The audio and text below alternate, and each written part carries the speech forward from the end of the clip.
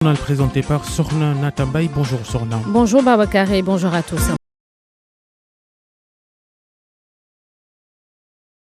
Troisième mandat du président Macky Sall, plus qu'une probabilité, c'est une possibilité. Le ministre d'État Mbaye Ndiaye convoque la Constitution adoptée en 2016 pour justifier sa position. Il était l'invité de Faram Facé sur la TFM. Au même moment, des partisans d'Aminata Touré déversent leur colère sur Bara Ndiaye. Le maire de Meouane, membre de l'APR, a accusé sa camarade de parti de lorgner le fauteuil présidentiel. Et puis la bataille pour la libération de Guy Marius Sagna, le Front de résistance nationale en fait sienne. Ses membres de l'opposition ont commis un avocat qui a introduit une demande de liberté provisoire hier et le parquet n'a aucune raison de s'y opposer selon le FRN. On en sait davantage sur la mort des deux frères à Thiaroye Tally Diallo. Ils sont décédés d'une intoxication alimentaire. Les deux garçons âgés de 5 ans et d'1 an ont finalement été inhumés. Après Mohamed Boun Abdallah Dionne, c'est au tour de Mbaye Ndiaye d'évoquer un troisième mandat pour Macky Sall. Le ministre d'État souligne que le leader de l'APR a parfaitement le droit de se représenter en 2024 puisque son premier mandat a commencé en 2019. C'est l'interprétation qu'il fait de la Constitution modifiée lors du référendum de mars 2016. Mbaye Ndiaye était l'invité de Pape Ngagne Ndiaye dans l'émission Faram Facé sur la TFM. Nous l'écoutons. Par rapport à la Constitution, pour le président Macky Sall, les mandats en cours. Par rapport à la Constitution, la question est de savoir si ce deuxième mandat du président Macky Sall est concerné par la limitation à 2 mandats fixés par la Constitution et qui est bien verrouillée. Quand tu regardes la mise en œuvre de cette Constitution par rapport à la limitation des mandats, est-ce que le deuxième mandat en cours du président Macky Sall fait partie des 2 mandats qui sont visés? Je veux dire par là que le président Macky Sall vient de commencer son premier mandat par rapport aux dispositions de l'actuelle Constitution, à savoir la limitation du nombre de mandats présidentiels à 2. Si on se réfère donc à la Constitution, pour le président Macky Sall, son deuxième mandat-ci est en fait son premier mandat par rapport à la Constitution. Il a donc la possibilité de se présenter en 2024 s'il le souhaite lui-même, mais Dieu seul sait. Et concernant toujours la course à la présidentielle, Bara Ndiaye a prêté des ambitions à Aminata Touré. Une déclaration qui n'a pas plu aux partisans de la présidente du Conseil économique, social et environnemental. Pour eux, de tels propos peuvent installer un climat de méfiance entre le leader de l'APR et son ancien Premier ministre. Les détails à Kaolack, fief d'Aminata Touré avec Ibrahima Diamé. Les partisans de Mme Aminata Touré ont été pris de court par les déclarations et les allusions de Bara Ndiaye. Abdoulaye Diop, conseiller spécial de la présidente du Conseil économique, social et environnemental, botte en touche ces accusations et met en garde le coordinateur de la maison de la presse. Il faut noter que M. Bara Ndiaye est irrespectueux et il viole les consignes du président en tant que directeur nommé. Quelles consignes consistent à orienter tous les responsables à renforcer l'unité du parti à 1 an des élections municipales. En réalité, Bara est trop petit pour interpeller Mme la présidente Aminata Touré, dont les Sénégalais connaissent la loyauté et l'engagement auprès du président Macky Sall pendant des années. Il est temps d'arrêter ce genre de dérive. Selon Abdoulaye Diop et compagnie, Bara et ceux qui sont derrière lui ne visent qu'à saper et à détruire la confiance que le président Macky Sall a placée en Mimi Touré. Parce que dans notre parti, comme ça il faut le dire, il y a beaucoup de gens qui pensent que donc si le président prête une oreille attentive à telle personne, lui il est lésé, etc. De facto, donc ils se disent donc on doit combattre telle personne, c'est notre cible principale parce qu'il pourra bénéficier de la confiance du président pour être candidat en 2024. Donc il tire sur tous les responsables vraiment détenteurs de la confiance du président Macky Sall. Et ça c'est pas bon. Dans la foulée, ces jeunes demandent au président Macky Sall de sortir du silence et de réagir pour mettre un terme à ces déclarations sans fondement et qui, selon eux, peuvent à la longue déstabiliser le parti, voire la coalition. Ibrahima Diamé, Kaolack, Radio Futur Média. Le Front de résistance nationale, lui, est engagé pour la libération de Guy Marius Sagna. Il s'est d'ailleurs rattaché les services d'un avocat qui a déposé une demande de liberté provisoire sur la table du procureur. Et celui-ci ne devrait pas rejeter une telle procédure d'après des membres du Front. Pape Besdiba. L'opposition se fait l'avocat de Guy Marius Sagna au sens propre et figuré du terme. Les opposants, regroupés dans le Front de résistance nationale, ne veulent ni plus ni moins que la libération de l'activiste. Ils ont à cet effet introduit ce mercredi une demande de liberté provisoire via l'avocat Maître Amadou Sall. Une demande de ce genre, ce n'est pas la première fois, car l'autre avocat de Guy, en l'occurrence Maître Moussa Sarr, l'avait fait à plusieurs reprises. Mais toutes ces demandes se sont heurtées au refus du parquet, sauf que pour cette fois-ci, les choses ont semblé évoluer positivement, nous dit un membre du FRN. Ce dernier s'est voulu d'ailleurs beaucoup plus clair. Cette demande de liberté provisoire à l'initiative de Maître Amadou Sall ne devrait rencontrer aucune opposition. Dans tous les cas, la conférence des leaders a engagé toutes les composantes du FRN à ne ménager aucun effort pour obtenir la libération de Guy Marius Sagna. L'opposition estime d'ailleurs, dans le cadre du dialogue national, que le moment est venu pour le président de la République de promouvoir la décrispation politique.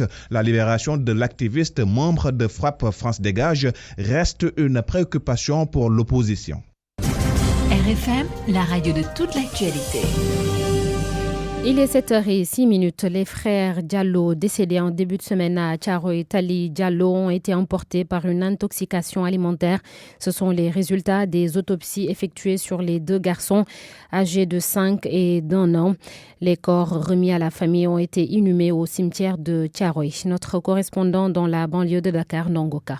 C'est vers 18h que Mamadou Wouri Diallo et Ibrahima Diallo, respectivement âgés de 5 et 1 an, sont inhumés au cimetière de Thiaroye. Les deux frères sont morts d'une congestion pulmonaire bilatérale d'après le rapport de l'autopsie, lequel fait état d'une mort par intoxication alimentaire probable. Cependant, la cause de la congestion pulmonaire bilatérale n'est pas établie. La famille Diallo est victime d'une toxi-infection alimentaire collective après avoir mangé de la soupe samedi dernier à l'heure du dîner. C'est le lendemain que le père de famille a constaté que ses 3 enfants avec qui il était autour du bol souffraient d'une diarrhée sévère. Évacués à l'hôpital Roi Baudouin de Guédiawaye, Mamadou Wouri Diallo et Ibrahima Diallo sont décédés sur place le lundi. Le même jour, la police de Thiaroye a débarqué à la mosquée Diallo Onda pour interrompre la prière mortuaire des deux frères pour ouvrir une enquête sur leur mort suspecte. Le père de Mamadou Wouri Diallo et Ibrahima Diallo est blanchisseur de métier. Il tient une boutique de pressing dans sa maison. Certains ont même indexé les détergents et autres produits toxiques qu'il utilise dans ses activités. Nonwaka Thiaroye, Radio Futur Média. À Tambacounda, des cimetières sont les cibles d'actes de vandalisme. Dernièrement, c'est le cimetière chrétien de Gourel Djadji qui a été profané. La mairie, presque impuissante, demande aux autorités centrales de renforcer le dispositif sécuritaire sur place.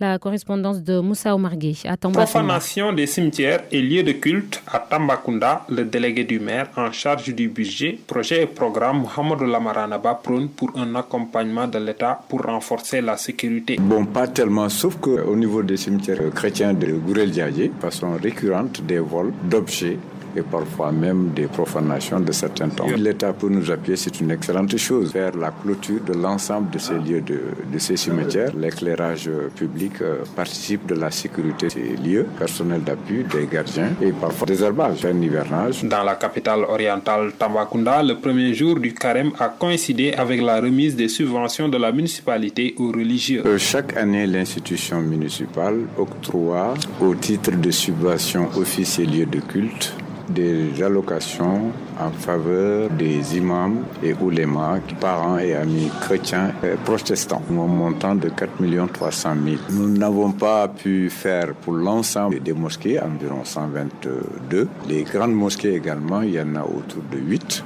Mais chaque année, nous destinons un montant à des mosquées de façon rotative, de manière à toucher tout le monde. Le député maire de Tambacounda, Mamba Lelo, bien qu'absent sur les lieux, a sollicité des prières pour l'achèvement des travaux Promoville en cours, lesquels travaux n'avancent presque pas. Moussa Omargué, Tambacounda, Radio Futur Média. Autre point de l'actualité, le coronavirus touche 40 pays avec plus de 2740 décès en Chine. L'Égypte et l'Algérie sont les 2 seuls pays africains concernés. Aucune frontière avec le Sénégal, mais le pays renforce la surveillance depuis un moment. À Ziguinchor, par exemple, des équipes médicales sont positionnées à de nombreux points d'accès frontaliers. Un dispositif de détection et d'évacuation d'urgence est aussi fonctionnel. Les autorités médicales mènent parallèlement une campagne de sensibilisation.